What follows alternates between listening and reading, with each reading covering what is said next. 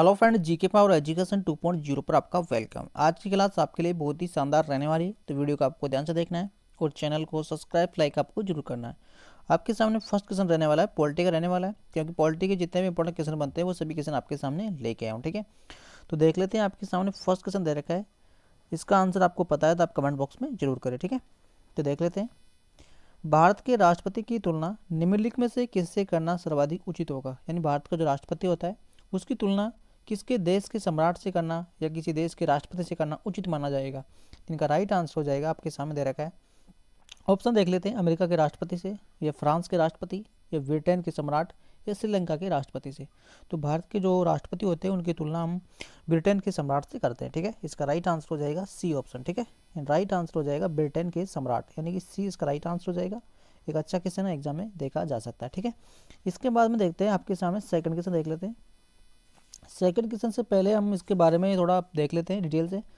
भारत के राष्ट्रपति भारतीय गणराज्य के कार्यपालिका अध्यक्ष होते हैं, यानी भारत के जो राष्ट्रपति होते हैं वो भारतीय गणराज्यों के कार्यपालिका अध्यक्ष होते हैं, और संघ के सभी कार्यालय ये कार्य उनके नाम से किए जाते हैं। ठीक है, उनके नाम से होता है, साइन वो करते हैं। ठीक है, अनुच्छेद 53 के अनुसार संघ की कार्यपालक शक्ति उसमें निहित होती है। ये भी ध्यान रखना होगा कौन से आर्टिकल के अनुसार कार्यपालक की शक्तियाँ निहित होती है, तो आर्टिकल 53 को आपको ध्यान में रखना है।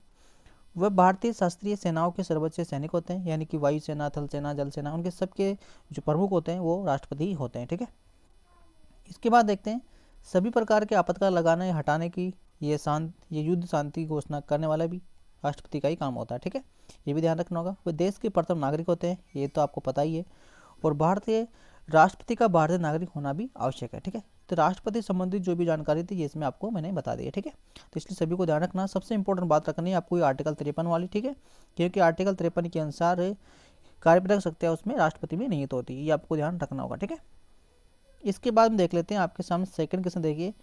राष्ट्रपति के चुनाव से संबंधित मामले किसके पास भेजे जाते हैं। क्योंकि राष्ट्रपति से संबंधित जो चुनाव से संबंधित जो भी मामले होते हैं वो किसके पास भेजे जाते हैं। एक अच्छा क्वेश्चन है भी, तो ये हो जाएगा आपका उच्चतम न्यायालय के पास। ठीक है, यानी कि सी इसका राइट आंसर हो जाएगा, ये ध्यान रखना होगा। इसके बारे में फिर देख लेते हैं।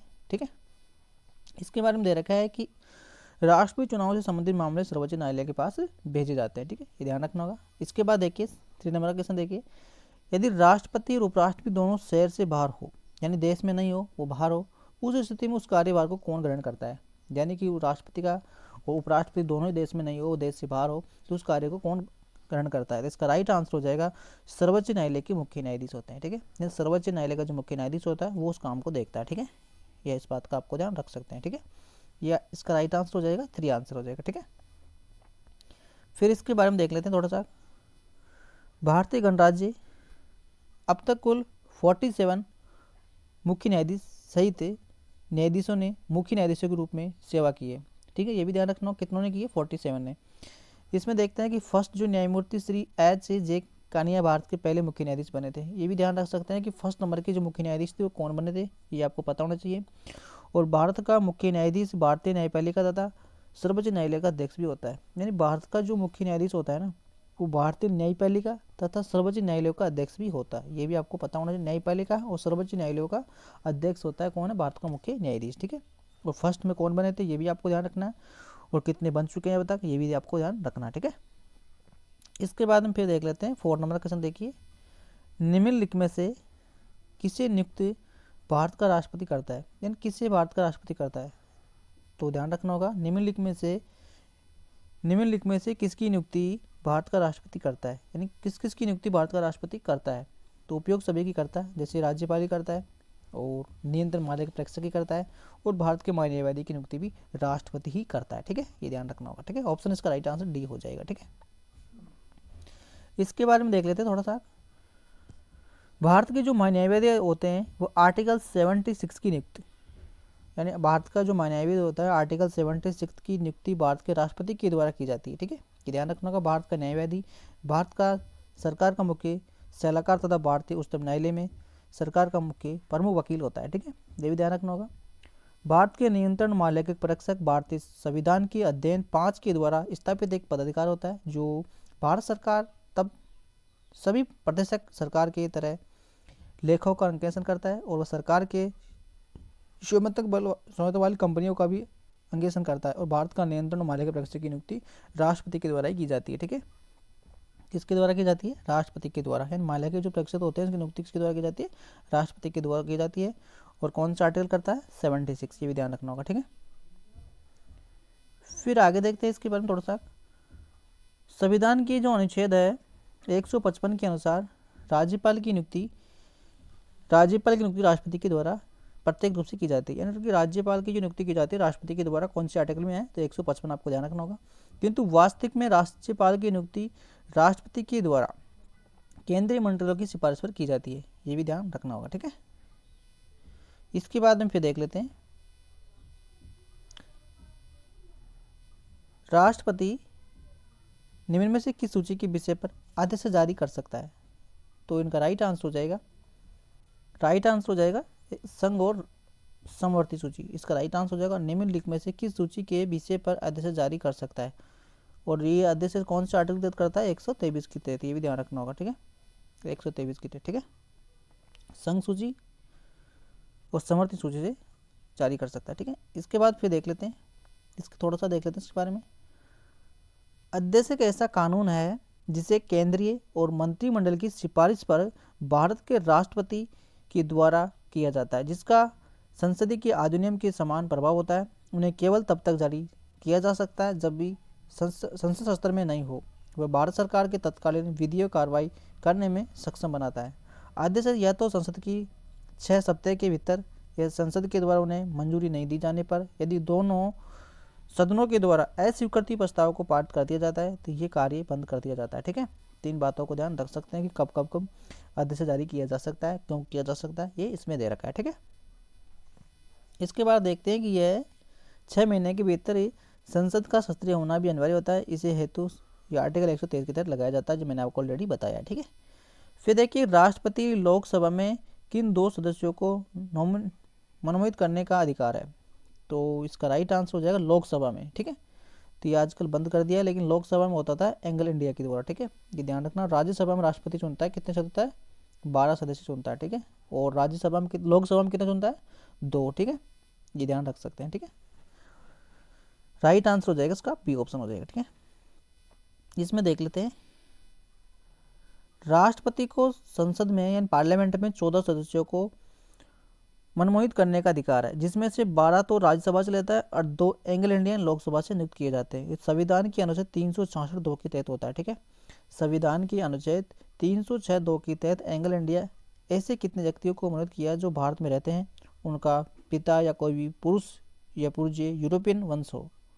ये शब्द मुख्य रूप से ब्रिटिश लोगों के लिए इस्तेमाल किए जाते हैं जो कि भारत में काम कर रहे हैं और उन्हें भारतीय मूल के हो। तो इस प्रकार से ये दो आर्टिकल आपके सामने दे रखा है। 366(2) के तहत एंग्लो इंडिया के जो लोकसभा में चुने जाते हैं उनको आर्टिकल 366(2) के तहत चुने जाते हैं। ठीक है, इसके बाद फिर देख लेते हैं 7वां क्वेश्चन। देखिए लाभ का पद का निर्णय कौन करेगा? यानी लाभ के पद का जो निर्णय कौन करेगा? इनका राइट आंसर हो जाएगा, इसका राइट आंसर हो जाएगा संघीय संसद। ठीक है, यानी कि संघीय जो पार्लियामेंट है वो इसका निर्णय करती है। ठीक है, इसके बाद में फिर देख लेते हैं थोड़ा सा इसके बारे में। भारतीय संविधान के अनुच्छेद 201 की तहत कोई भी व्यक्ति संसद या विधानसभा के किसी भी सदन का सदस्य चुने जाने के लिए अयोग्य होगा यदि वह भारत सरकार के किसी भी राज्य के अधीन या किसी भी ऐसे पद पर जहां पर वेतन भत्ता बाकी फायदे मिलते हो, वो लाभ का पद का निर्णय संघीय संसद ही करती है। ठीक है, ये ध्यान रखना होगा। फिर देखिए एक बार 8वां क्वेश्चन, एक ही व्यक्ति को कितनी बार भारत का राष्ट्रीय बनाया जा सकता है? यानी कि एक जो व्यक्ति होता है उसको कितनी बार भारत का राष्ट्रपति बनाया जा सकता है? तो ऑप्शन देखिए, 1 बार, कई बार, 2 बार, 3 बार। तो भारत का राष्ट्रपति बनने के लिए वो भारत का नागरिक होना चाहिए। ठीक है, लेकिन कितनी बार बन सकता है? तो इनका राइट आंसर हो जाएगा कई बार, यानी कि 20 का राइट आंसर हो जाएगा। जितनी बार बनना चाहे उतनी बार वो बन सकता है। लेकिन ठीक है, अमेरिका के अंदर सिर्फ 2 ही बार बन सकता है, ये ध्यान रखना होगा। अमेरिका के अंदर क्या होता है कि अमेरिका के अंदर जो कोई भी राष्ट्रपति बनता है जो 1 से 2 बार ही बन सकता है। ठीक है, इन 2 बार से ज़्यादा वो नहीं बन सकता। लेकिन इंडिया के अंदर ऐसा कोई रूल नहीं है, इंडिया में जितनी बार चाहे उतनी बार बन सकता है। ठीक है, इसके बाद फिर देख लेते हैं आगे थोड़ा सा। भारतीय संविधान में एक ही व्यक्ति को कितनी बार भारत का राष्ट्रपति बनाया जा सकता है? एक व्यक्ति को कितनी बार भारत का राष्ट्रपति बनाया जा सकता है, जिससे उसका कोई भी प्रावधान नहीं है। ऐसा संविधान में इसके बारे में कोई भी प्रावधान नहीं है, कितनी बार बनाया जा सकता है, जितनी बार बनना चाहे उतनी बार बनाया जा सकता है। ठीक है। इसके बाद देखिए कि मूल संविधान में उपबंध है कि उपराष्ट्रपति का जो निर्वाचन संयुक्त अधिवेशन के संवैध सदन के दोनों सदन द्वारा होगा। किसी भी संविधान का संशोधन अधिनियम के द्वारा इसे संयुक्त अधिवेशन की प्रतिक्रिया को समाप्त किया जाएगा। तो कौन सा आर्टिकल बताता है ये बात, तो ये हो जाएगा आपके सामने 11वां संविधान संशोधन के तहत 1961। ठीक है, ये ध्यान रखना होगा। फिर से सुनिए कि मूल संविधान का ये उपबंध है कि उपराष्ट्रपति का जो निर्वाचन संयुक्त अधिवेशन के संवैध संसद के दोनों सदनों के द्वारा होगा। ठीक है, और किसी भी संविधान संशोधन अधिनियम के द्वारा इसे संयुक्त अधिवेशन की प्रतिक्रिया को समाप्त किया जाएगा। तो ये होगा आपका 11वां संविधान संशोधन अधिनियम 1961 का। ठीक है, यानी कि ए इसका राइट आंसर हो जाएगा। इसके बाद में फिर देख लेते हैं, इसके बारे में थोड़ा सा दे रखा है तो ये भी देख लेते हैं कि 11वां जो संविधान संशोधन है 1962, इसके अंतर्गत उपराष्ट्रपति के निर्वाचन के प्रावधान से परिवर्तन करके इसे सांदर्भ में दोनों सदनों को संयुक्त अधिवेशन को बुलाया गया है, तथा यह भी है कि निर्धारित के निर्वाचक मंडल में पद की रिक्तियों के आधार पर राष्ट्रपति उपराष्ट्रपति के निर्वाचन की नियुक्ति नहीं दी जा सकती। ठीक है, ये भी ध्यान रख सकते हैं। इसके बाद देखिए 10वां क्वेश्चन देखिए, भारत के उपराष्ट्रपति को पदच्युत करने का संकल्प निम्नलिखित में से खां के प्रस्ताव से लिया गया है। यानी कि जो उपराष्ट्रपति चुने बनते हैं वो कौन से संविधान में ऐसे लिए गए थे, तो इसका राइट आंसर हो जाएगा कौन से उससे लिए गए थे, इसका राइट आंसर हो जाएगा आपके सामने भारत की लोकसभा, संसद के दोनों, संसद के किसी भी सदन में, या संसद की संयुक्त बैठक, या केवल राज्य सभा में। तो क्वेश्चन को फिर से सुनिए, भारतीय उपराष्ट्रपति को पदच्युत करने का संकल्प निम्नलिखित में से खां से प्रस्तावित किया जा सकता है। तो ये आपको ध्यान रखना होगा। आर्टिकल 67 के अनुसार है उपराष्ट्रपति को राज्यसभा का एक प्रस्तावित बहुमत से पारित कर द्वारा पद से हटाया जा सकता है, और लोकसभा के द्वारा ही सहमति दी जा सकती है कि हालांकि यह प्रस्ताव 14 दिन की अग्र चुनाव सूचना के बिना आगे नहीं लिया जा सकता है। यानी कि उसे पद से हटाने का अधिकार है। तो ये 67 के अनुसार है। ठीक है, ध्यान रखना होगा कि 67 के अनुसार होगा, लेकिन उसे 14 दिन के बाद ही उसे गिरफ्तार किया जा सकता है, पहले सूचना की जाती है। ठीक है, ये ध्यान रखना होगा। फिर देखिए आगे, भारतीय संसद के अपर हाउस को किस नाम से जाना जाता है, तो अपर हाउस का मतलब राज्यसभा हो गया। ठीक है, इसका राइट आंसर हो जाएगा राज्यसभा। ठीक है, फिर देखिए राज्यसभा में भारतीय लोकतंत्र के ऊपरी प्रतिनिधि सभा में लोकसभा को निचला प्रतिनिधि सभा और राज्यसभा में 245 सदस्य होते हैं, जिनमें से 12 सदस्य भारत के राष्ट्रपति के द्वारा नॉमिनेट किए जाते हैं तथा नॉमिनेट सदस्य कहा जाता है, और सदस्यों का चुनाव होता है।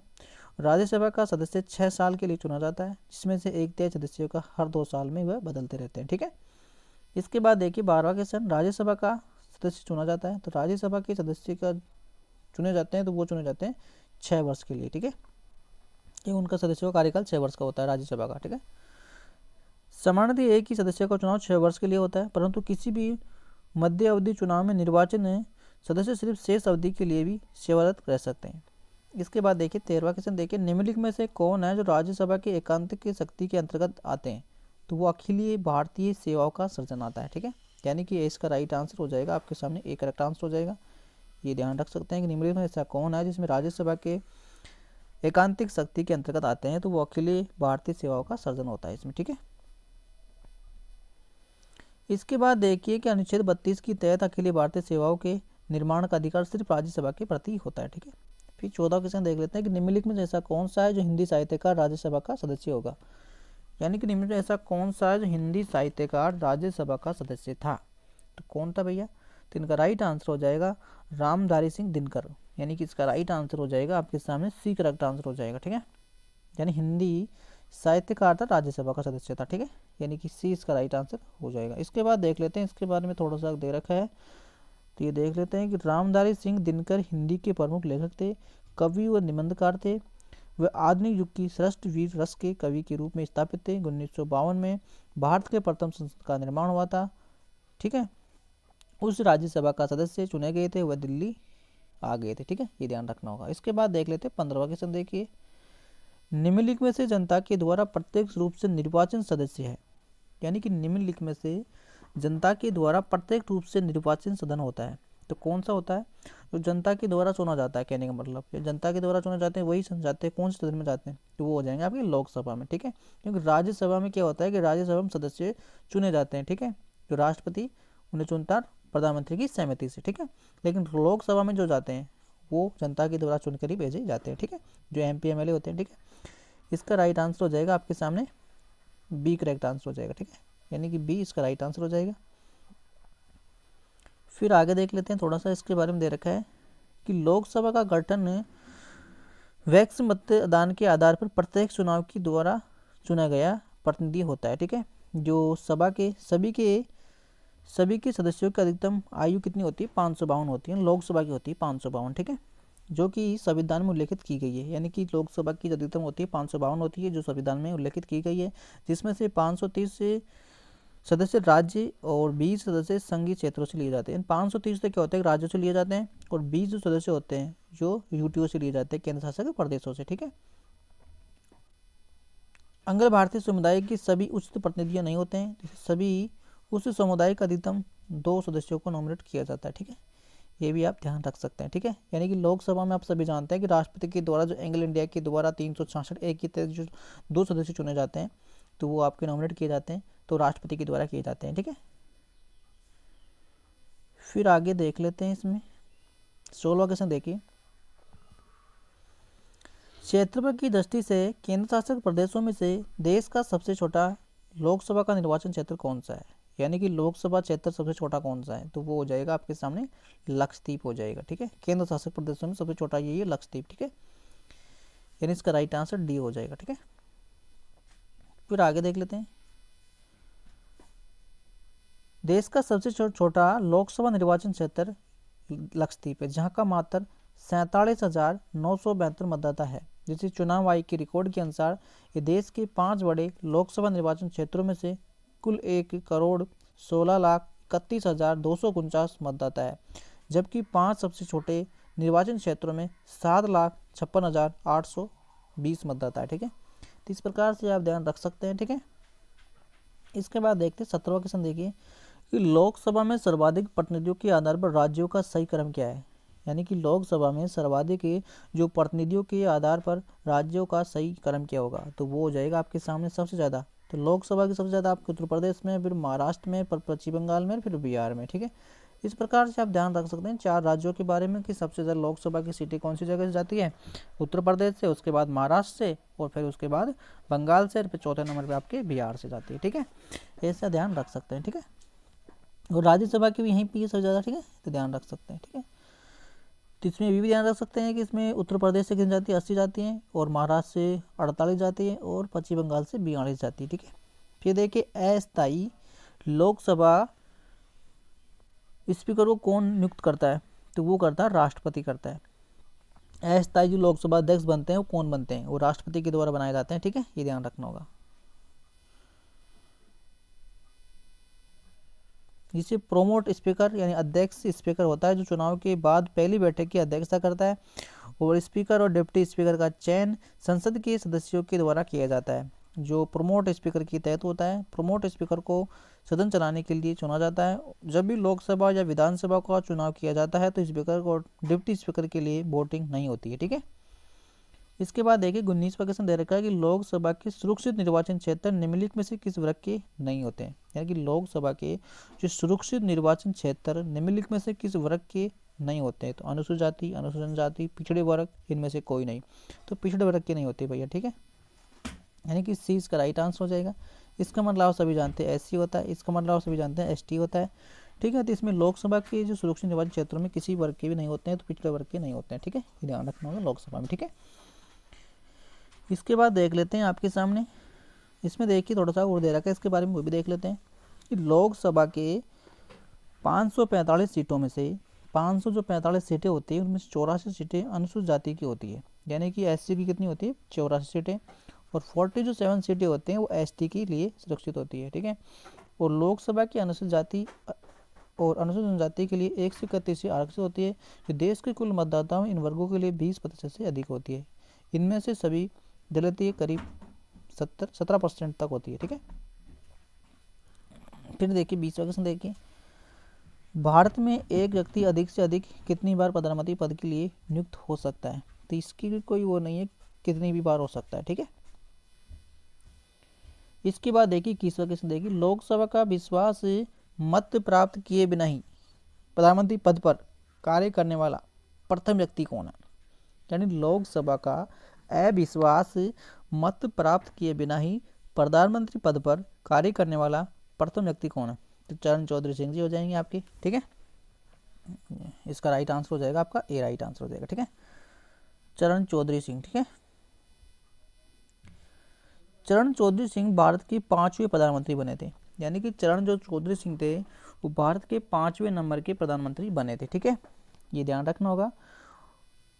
1979 में वित्त मंत्री और उपराष्ट्रपति के रूप में राष्ट्रीय कृषि ग्रामीण विकास बैंक नाबार्ड की स्थापना 28 जुलाई 1979 के चौधरी सिंह समाजवादी पार्टी तथा कांग्रेस यू की सहयोग से प्रधानमंत्री बने थे, ठीक है, ये ध्यान रख सकते हैं। इसके बाद देख लेते हैं आगे 22वां क्वेश्चन देखिए कि लोकसभा में विश्वास मत प्राप्त करने के पहले ही त्यागपत्र देने वाले प्रधानमंत्री तो वही थे भैया, कौन कौन कौन थे? चौधरी चरण सिंह और अटल बिहारी वाजपेयी, ठीक है।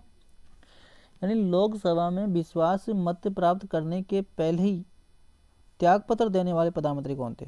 चौधरी चरण सिंह और अटल बिहारी वाजपेयी, ठीक है। इसके बाद देख लेते हैं थोड़ा सा इनके बारे में। अब तक सिर्फ 3 बार 1990 में पीवी सिंह की सरकार थी और 1997 में एचडी देवगौड़ा सरकार ने। 1999 में अटल बिहारी वाजपेयी सरकार के खिलाफ अविश्वास प्रस्ताव पास हो गया था और सरकार गिर गई थी, ठीक है। फिर देखिए 23वां क्वेश्चन देख लेते हैं। भारत में किसी भी सदन का सदस्य हुए बिना कोई भी व्यक्ति कब तक मंत्री पद पर आसन रह सकता है?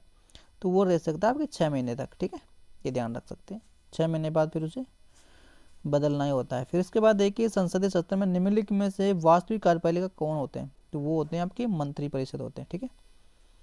संसद में जो वास्तविक जो कार्यपालिका होती है मंत्री परिषद होते हैं, ठीक है। इसके बाद देखिए आगे,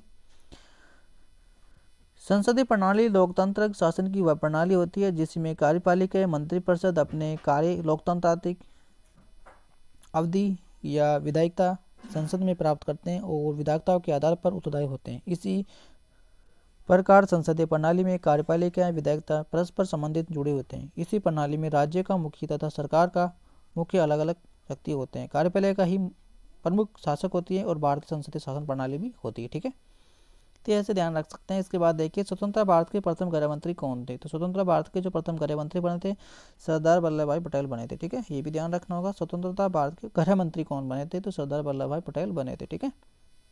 इसके बारे में देख लेते हैं थोड़ा सा। सरदार भाई पटेल जो सरदार पटेल के नाम से भी लोकप्रिय थे, एक ही भारतीय राजनीति थी, उन्होंने भारत के पहले उप प्रधानमंत्री भी बनाए गए थे, ठीक है, यानी कि गृह मंत्री बने थे ये और भारत के पहले उप प्रधानमंत्री भी बने थे, ठीक है। उन्होंने भारत के राजनीतिक एकीकरण में 1947 के भारतीय पाकिस्तान युद्ध के दौरान गृह मंत्री के रूप में कार्य किया था। तो कौन सी टाइम किया था इन्हें गृह मंत्री के रूप में कार्य? 1947 के टाइम पे किया था, भारत जो पाकिस्तान के युद्ध के दौरान किया गया था, ठीक है, ये भी ध्यान रखना होगा। और उप प्रधानमंत्री भी बने थे, ठीक है। फिर देखिए लोकसभा अध्यक्ष अपने पद कब खाली करता है? तो वो करता है भैया अगली लोकसभा के गठन के बाद, ठीक है, जब तक अगली लोकसभा गठन नहीं होता तब तक, ठीक है। इसके बाद देखिए भारत में लोकसभा का अध्यक्ष निर्वाचित किया जाता है, ठीक है। भारत में लोकसभा अध्यक्ष का चुनाव निर्वाचन सदस्यों के साधारण बहुमत के द्वारा किया जाता है। लोकसभा अध्यक्ष के नाम चयन बहुमत प्राप्त दल के द्वारा ही किए जाते हैं, ठीक है, जिसका दल होता है वही करता है, ठीक है। फिर देखिए लोकसभा अध्यक्ष को उनके कार्यपालिका की समाप्ति के पूर्व पद से हटाया जा सकता है। तो वो होगा यदि लोकसभा इस आशय का प्रस्तावित पारित कर देते हैं, ठीक है। इसके बाद फिर देख लेते हैं थोड़ा सा इसके बारे में और देख लेते हैं। अध्यक्ष का कार्यकाल लोकसभा के विघटन होने तक होता है। कुछ स्थितियों में वह इससे पहले भी पद मुक्त हो सकता है। अगर लोकसभा अध्यक्ष को लोकसभा के प्रभाव बहुमत के द्वारा हटाया जा सकता है, परंतु 14 दिन पहले इसकी सूचना लोकसभा अध्यक्ष को देनी आवश्यक होती है। अगर लोकसभा अध्यक्ष को हटाया भी जा सकता है, ऐसा कोई नियम नहीं है कि वो 5 साल के लिए बन गया तो बन गया, हटाया भी जा सकता है, ठीक है। लेकिन लोकसभा के बहुमत के द्वारा हटाया जा सकता है। ठीक है, फिर देखिए कि संविधान के कौन से अनुच्छेद के अंतर्गत राष्ट्रपति के द्वारा भारत के न्यायाधीश नियुक्ति की जाती है, तो वो तो 76 हो जाएगी। ठीक है, ये आप जानते हैं इसके बारे में। फिर देख लेते हैं आपके सामने लास्ट क्वेश्चन बचाइए। भारत का नियंत्रण यानी महालेखा परीक्षक CAG जिसी की द्वारा एक मुख्य लेखाकारक तथा लेख परीक्षक के रूप में काम करता है, तो वो संघ और राज्य सरकार के लिए करता है। ठीक है, इसके बारे में थोड़ा सा देख लेते हैं कि इसमें क्या दे रखा है।